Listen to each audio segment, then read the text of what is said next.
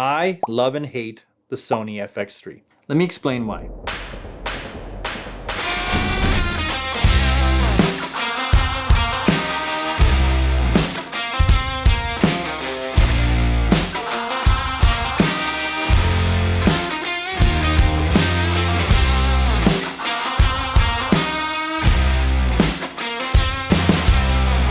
I'm Rafael and welcome to the channel where our goal is to always fix it in camera and then finesse it in post. And I appreciate the early thumbs up because just being able to use cameras is awesome. I flipped and flopped back and forth on which camera to get to extend my camera kit. But ultimately I chose the FX3. It produces great images that are in line with its big brothers, the FX6 and the FX9, and plays nicely with them. And from a hardware perspective, it's nearly identical to the A7S III except for the body. And as of this recording, I've had the camera for about 8 months now and have really put it through its paces, learning how to get the best images from it. I have the Canon C200, which is still a very nice camera for me, but I wanted something that would fill out the kit and add functionality that I wasn't getting already. So it was a long road to decide to get the FX3 as a supplemental camera, as it could do things that the C200, C70, and R5 just could not do. Let's go over the things I love first. It's so tiny and yet so powerful for what it can capture. This is one of the main reasons I wanted the FX3 compared to the other cameras that can be rigged out to capture at this quality, which is 4K that can go up to 120 frames a second or HD at 240 frames. Another big thing that my other cameras couldn't do, or the R5 really, it's low light capabilities. This camera is able to produce usable footage in some of the hardest lighting conditions. And when you only have one chance to capture something,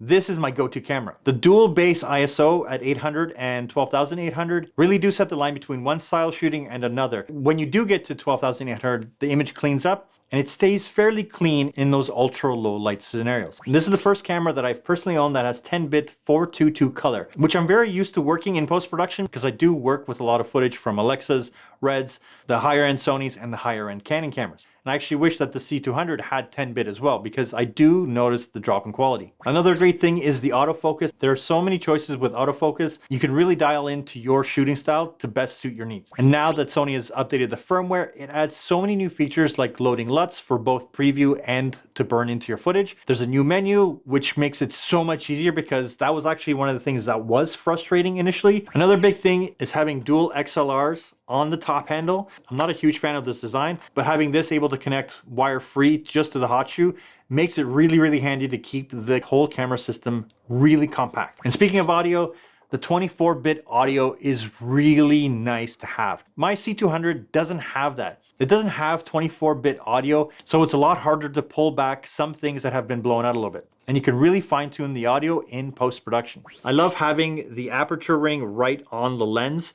It's very reminiscent of the manual cameras that I started out with. And I love that this is the control. You can visually see and quickly adjust in a moment's notice. And on the G Master lenses, I love having the focus hold button. It feels very intuitive, especially when you're holding the camera and just push it down with your thumb. It's a great feature. I love that about the G Master lenses. The dual card slots. I love having the choice to shoot on which format, which cards, and I have been in a scenario where I needed to quickly buy extra cards because we weren't able to offload the footage quickly enough to continue shooting. The tally lights are a really nice feature because then you, at a quick glance, you know if you're recording or not. And on-camera talent really likes it for the exact same reason. I love that there are two record buttons, right on the top and one right in the front. So depending on how you rig out the camera or where you're positioned on it, you can always have access to a record button. And I know it's been done to death talking about the multiple mounting points. It's such a great feature to have on this camera to keep it as small as possible. You can mount stuff to it without having to add an extra cage. Again, keeping it tiny. That's the whole point with this camera, is to keep it as small as possible. I did get the small rig half cage. It adds all the little things to the camera that I feel I need to rig it out for the best handheld performance. This next one may not seem like a big deal, but having a full HDMI. Too often I've been on set and need to buy a longer HDMI or a new one, and the full HDMI is super easy to find in most places. So good job, Sony, for that one. And another one that doesn't seem like a big thing, but is actually quite awesome, is the power over USB-C, or to be able to use the FX3 as a webcam over USB-C while still powering it with one cable. And over the USB-C, you can transfer the footage off of the camera at high speeds without having to have a dongle.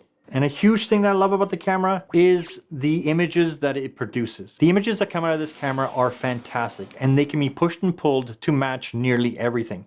It did take me a little bit to get comfortable with the footage coming out of it to match it to my other cameras, but once I got that dialed in, this camera produces some of the best images that I've worked with my personal cameras. So there are obviously things that I love about the camera. And now these are some of the things that drive me a bit batty with this camera. And dare I say, almost make me hate it. I know I talked about autofocus earlier and how it was great to have so many options, but the autofocus and focus breathing, you really have to dial in the settings to get it where it doesn't feel like it's really noticeable. Because I know it's there, I feel like I notice it so much more, and I can't seem to find a way to just get rid of it, no matter how hard I adjust the settings. I can always see the background doing this pulsing action. That focus breathing really drives me nuts. And the A7 IV got an update where it had focus breathing compensation, which I hope they would add in the firmware, but they didn't.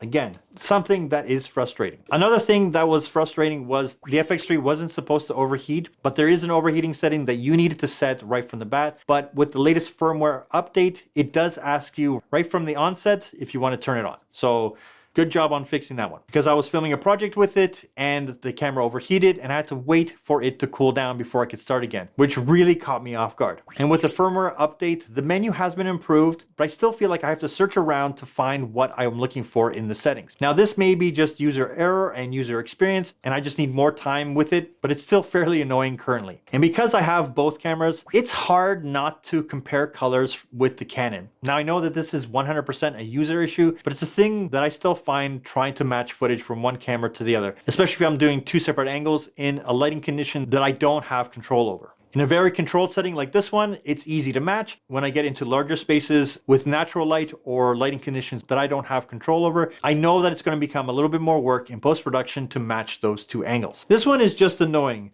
I would love to be able to mount the mics that I have into this, but for some reason, it seems that Sony has only made it for Sony microphones. The hole is too big for microphones that I have, so I have to either jerry-rig it or not use it at all. And I wish there was an easy way to take it off without making it look janky, but maybe that's for another video. I have found that many of the accessories are still hard to find, especially the hot shoe mic. It's back ordered for a while with supply chain issues and all the such. Another frustration is not being able to switch over from video to photo mode very quickly and easily and repeatedly. It's one of the things I love about the Canon EOS R is that with one button, you can go from photo mode right into video mode. I wish there was the same functionality with the FX3.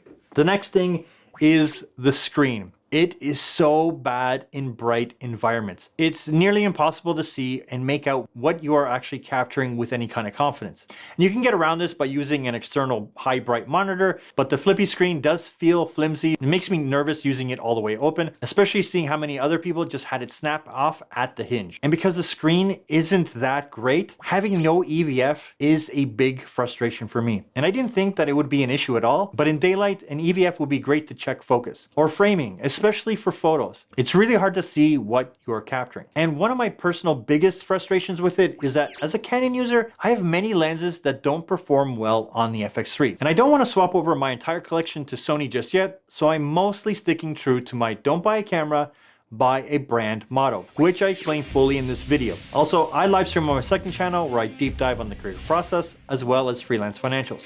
So make sure you check that out. Hit the like button, subscribe, and as always, thanks for watching.